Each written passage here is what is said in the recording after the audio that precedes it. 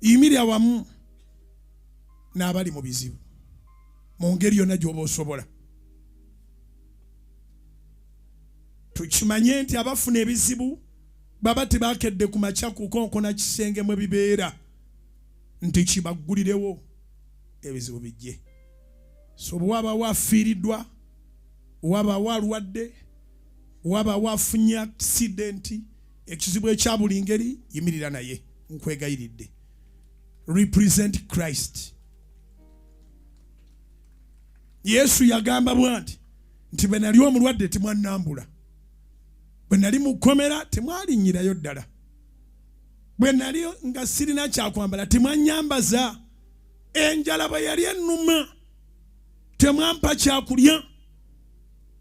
Yagamba ebyo bye biribeerawo ku nkomerero, era n'alaga nti waliwo gurupu ennene eyali yeeyita ey'abatuukirivu ne mumuga nti walabikako ddisebo, tojja tusibako misango, wali luddawa.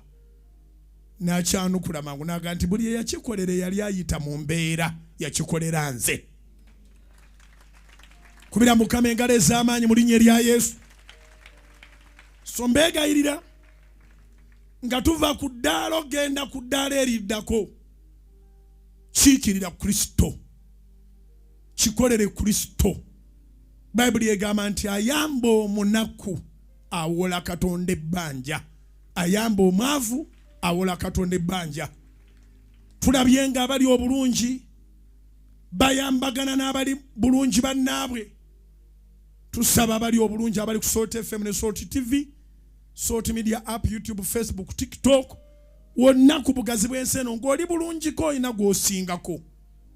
Yamba oyo gwe mutenkana, ne gwe mwenkana simukuganye, nenoonyaga nnyo abantu abo abali obubi. Teweemalamu, kolako ky'osobola, n'abalala bajja kubaako kye bakola.